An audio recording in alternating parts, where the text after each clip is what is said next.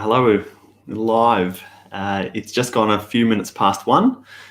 Thank you for anyone that might be tuning in and watching this. A bit of a last-minute decision for me to do a live session today. Just reflecting on my conversations with a few different people over the last few weeks. I've had a lot of conversations about self-managed super funds, so I thought I would jump on and do a live about, is an SMSF appropriate for you? If you are out there, let me know you're there. Drop a comment, give us a thumbs up. Hopefully we can make this a little bit interactive. It seems to be, certainly by the conversations I've had, a bit of interest in the self-managed super fund space. So we'll try and make it a bit interesting, a bit interactive.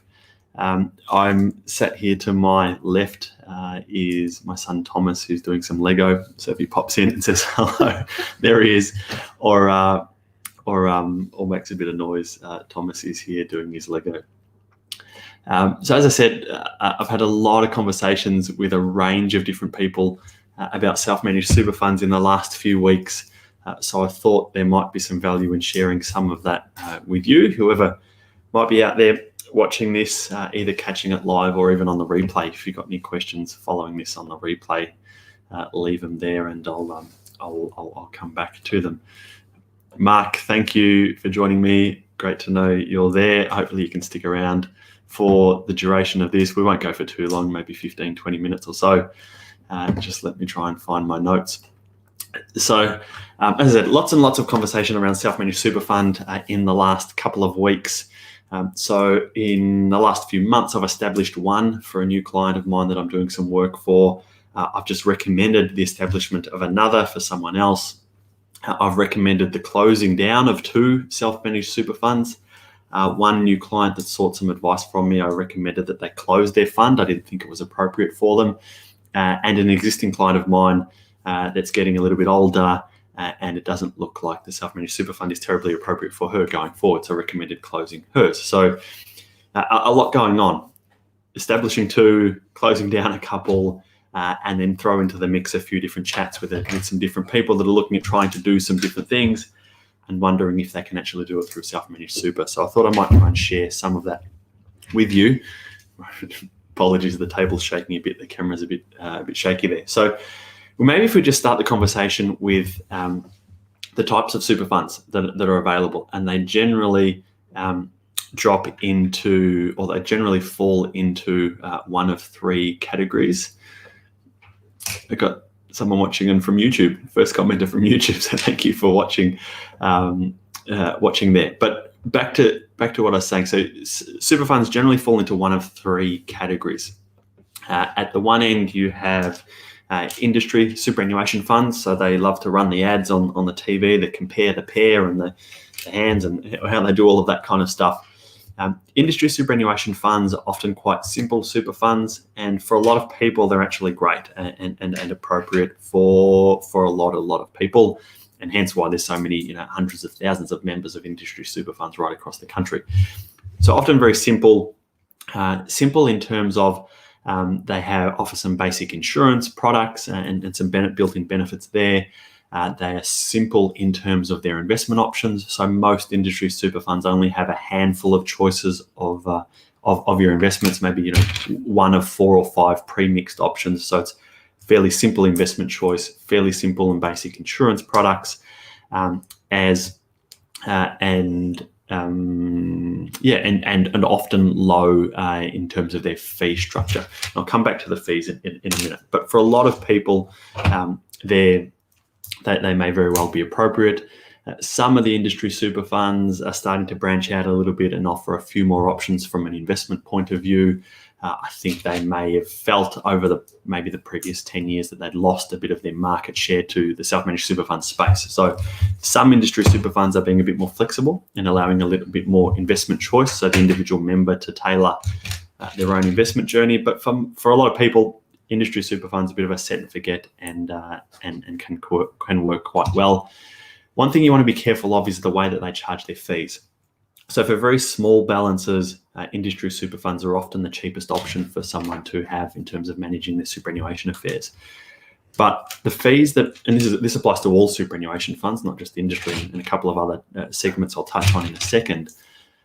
though there's often an account keeping fee. In industry super fund land, that may be some number of dollars a week or a month, and or a percentage of the account balance. There's an investment fee, so if you're in their growth option or their balanced option or their ethical option or whatever you might choose, there's an investment fee that you have to pay the manager for that investment option. And often you might have to pay that manager some performance fees. So if they outperform a particular benchmark, a particular hurdle, there's some performance fees. When you add those three up, the rough rule of thumb, particularly if you're in an industry super fund, is you want all three of those to be under 1%. And there are a number of industry super funds out there where that isn't the case. So the way that they charge their fees in this percentage of account balance for very small balances, it works out to small number of dollars, same percentage, small number of dollars, and it can actually be very appropriate. The problem that you can start to run into in one of the conversations I was having with someone in the last couple of weeks is that as you get older and you earn more and there's more contributions going in, it's just only natural that your balance in superannuation starts to increase over time. A lot of the industry super funds don't actually cap their fees. So whilst the fees seem quite low in dollar terms for small balances, as you start to get $600, $700, $800 million or more, they can become incredibly, incredibly expensive. About 18 months ago, I did some advice for a client. She's become an ongoing client of mine, but I did some advice for her maybe 18 months, 2 years ago, that was in one of the well-known industry superannuation funds. She had a big balance. She'd been actively contributing to superannuation for many years of her own accord, had a balance just a touch over $1 million. But because the fees didn't ever cap out, kept going and going and going, and she was paying $11,000, $12,000 a year just for the industry superannuation fund, which did offer, there was no advice being offered, very little in terms of flexibility and investment choice, and really being able to take control of it for her retirement. So by moving to one of these retail wrap products, and I'll talk about those in a couple of minutes, we're actually able to about halve her product fees. So she went from paying in the order of about $10,000, $11,000, $12,000, something like that. It was well above. It was a bit above $10,000. We were able to save her maybe $5,000, $6,000 in the account fees alone. So it's something you need to be careful of. Industry super funds are great for a lot of people, but one of the downfalls is that they often don't cap out the fees. And so as your balance continues to grow over time, and if you get up into the high hundreds of thousands of dollars, $1 million mark, it can actually be a very, very expensive option for managing your superannuation. At the other end of the spectrum, there's self-managed super funds. And so you have all the control in the world, all that you possibly could want. Anything that's available by law, generally you can do in a self-managed super fund. But therein often lies the problem. So is a self-managed super fund right for you? I'll probably start the conversation by saying probably not. For most people, I would suggest that you went into, if you were considering a self-managed super fund, maybe go in with the mindset that this is probably not right for me, and maybe try and convince yourself otherwise why it might be. So all the control in the world that you want, but that can itself be a big problem. Sam, I just stopped there. Sam just put in a comment. I do need a haircut. That is for sure. But unfortunately, I'm in Melbourne and the hairdressers are all closed, and my wife refuses to go anywhere near my hair with a pair of scissors. And you do not want to see my big buff head with a number 2 shave all over. So we'll have to deal with that with the long hair for a little while yet. Self-managed super funds. So you get all the control in the world, but that itself lends itself to being a problem.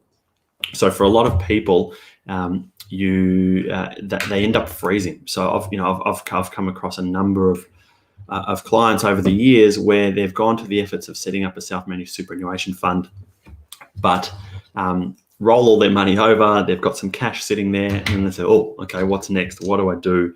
Got no experience in investments at all. You can go and ask someone to help you, employ someone, but then adds extra fees, and so you really need to consider if it's appropriate for you in the first instance. If you do something wrong from an administrative point of view, so there's rules around being a trustee. So when you set up a self-managed superannuation fund, you have to be the trustee, the controller. Excuse me, my nose is kind of a bit itchy. You have to be the controller of the self-managed superannuation fund. So you're in control of making all the decisions. you can get yourself into a whole lot of trouble there. And the penalties, if you do things wrong, ultimately the responsibility is yours. There's big financial penalties and possibly even jail time. So it is, getting things wrong is a big issue in self-managed super funds. But if you want to do things like buy land, buy direct property, do those kind of things, there's really not many other options other than a self-managed super fund. In terms of the costs, really the major cost that you're going to be up for is the tax return and the audit fee for a self-managed super fund. Now they vary. Rough kind of rule of thumb is maybe $2,500 a year. There's some online providers that do it a whole lot cheaper, and there's other accounting businesses that do it for a whole lot more than that. But the fees vary. But regardless, you set up a self-managed super fund, you're going to have to pay the annual accounting fee and audit fee year in, year out. So you need to want to make sure that you're actually using the structure. Either you've got a reasonable balance or you're doing something else to make it worthwhile. There is a little bit more control around managing the tax outcomes and the strategy. And one of the ones that I've just recommended for a new client to establish, there's a lot more flexibility around managing their particular tax implications, just the way their superannuation works or their contributions are working, and the strategy for their family. So there's a lot in there, a lot of value in the actual self-managed super fund. Sitting in the middle, so at one end you've got industry super funds, at the other end you've got self-managed super. In the middle, there's these things called retail funds or wrap accounts and a whole range of different names. But for the most part, you can have all the investment choice in the world that you want: cash and term deposits and shares, overseas investments, direct overseas investments, managed funds, ETFs, listed investment companies, all of these kind of things, except for going and buying a direct property. You can't do that. So you have all the control in the world around the investments. For lower balances, though, that can be a bit expensive. So they too, similar to industry super funds, will often charge their fees as a percentage of the account balance. Often there's a minimum account fee though. So if you have a very small balance, they can be quite expensive before your balance creeps up and actually makes it a viable option on a percentage basis. The major advantage of these retail wrap type products is that they often cap their fees. So their fees that I was talking about in the industry super fund world, where they often don't cap out, in this kind of retail wrap product world, they often do. So some of the big ones in the market will cap their fees at about $1 million. So if you had $1 million in there, you're not paying any more fees. Some of them offer the opportunity to what they call for family grouping. So if it's potentially two members of a couple joining it, if you've got some kids that are working and have got a superannuation fund, you can family group all of these accounts together, and you pay one family grouping fee that again kind of can cap out at these levels. So they have some advantages there. Ultimately, you're not the trustee, so you don't have all of the control like you do in a self-managed super fund. For some people, that's great, and for others, it's not. But you do have to give up a level of control. And the thing to be mindful of is that they can actually work out to be more expensive than a self-managed super fund. If you go back to what I said before about the self-managed fund with accounting fees capped out, accounting fees at about $2,500 a year, really regardless of how much money is in there. Depending on how you manage your investments within a self-managed super fund, that might be your only annual expense. In this retail products, you could quite quickly go past $2,500 in annual fees. So back to my very first question, as I opened this live, is an SMSF right for you? I said maybe approach that with the view that it's probably not. Unless there's a certain unique kind of circumstances, and so maybe who is a self-managed super fund generally appropriate for? So someone that has, or a family unit that already has a lot of money in superannuation, so that they can benefit from the tax advantage of this broadly capped accounting fee structure that goes on. Those that have the ability to add a lot of money to superannuation. Stop touching the table, mate. You're making it shake. Those that have the ability to add a lot of money to superannuation in a relatively short period of time. So whether that's through your income and you're doing salary sacrifice and maxing out your annual contributions, potentially between two people, maybe two members of a couple that are doing that. Potentially you've sold the business using the small business CGT exemptions and other contribution limits and things. People can very quickly amass a very big superannuation balance. So if you've already got a lot of money in superannuation in the first place, if you're able to get a lot of money into superannuation in a relatively short period of time, if you're ultimately craving that control, now for some people they may be very well comfortable paying more fees than is available in other superannuation options, but they ultimately want the control. You probably ideally want to have some investment experience already, even if you do engage the services of someone to help you.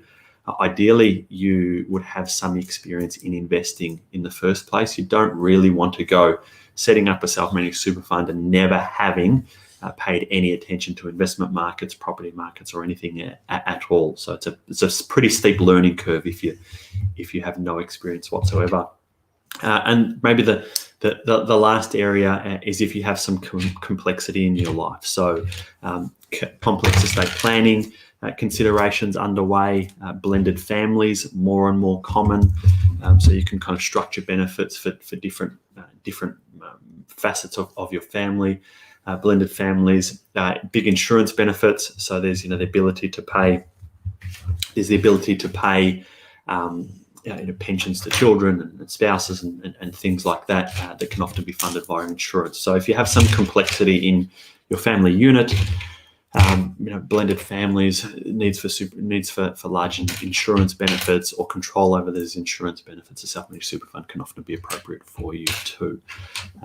So that about brings me to the end of what I wanted to talk about. There's a couple more questions in here, Sam. Follow-up comment here. Sympathise with me. I know there's spending a lot of time on Zoom, often connecting with people on Zoom, and they're and it's well and truly out of control, like mine is. Mark, how much do I view as a sufficient amount to have an SMSF? Look, it ultimately depends on what you want to do. So there is the ATO publishes these papers to say you should have a certain amount of money in a self-managed super fund. There's no rules to say you can't set up a self-managed super fund. So if you have complex needs around insurance and estate planning, if there's certain things that you want to get exposure to, someone that I was speaking to in the last week or so is heavily involved in property and works in property and investing in property and those kind of things, and so wants to set up a self-managed super fund to invest in line with something that he has interest in and a passion for and an understanding of. Chances are he's probably going to have a better outcome because he's investing in something that he knows and understands. And for him, it's probably a sub $200,000 self-managed super fund that he may very well set up. But for others, those that I've recommended in the last, the one that I've already set up, this couple has many millions of dollars that we set up late last financial year, many millions of dollars between the two of them. And the more recent one that I recommended between the couple, they've got about $700,000 in superannuation, but importantly, the ability to add a lot of money to superannuation just because of their working arrangements. The way their salaries are structured, there's very big super contributions going in each year, so they'll very quickly amass a big balance. And so building up unrealized gains and things in the self-managed fund environment is advantageous for them. So it depends on unique circumstances there, Mark. And Molly, you had a similar kind of question. So I hope what I just said maybe answers your response as well. I think for a lot of people, as I said at the very start, maybe entertain this idea with saying perhaps a self-managed super fund isn't appropriate for me, and then try and convince yourself otherwise. It's only a very limited number of people that I actually recommend setting up self-managed super funds for. As I said, they're often bigger balances, where they have the ability to contribute large amounts of money to super over a period of time. And importantly, they've got some experience around investing and some responsibility there, because there is a lot of weight resting on your shoulders as trustee of the self-managed fund. So that's all I had for today. Thomas has popped his head in a couple of times there. You can see him in the bottom corner. Thank you for the few of you that joined me coming in and out there, and the questions. Mark, Sam, and Mol in particular, thank you for making this a little bit interactive. Hopefully join me next week for another LinkedIn Live Friday lunchtime. Yeah, if there's a particular topic you'd like me to talk about, let me know. Otherwise, I'll try and come up with something in between. Enjoy the rest of your day and your weekend. Bye.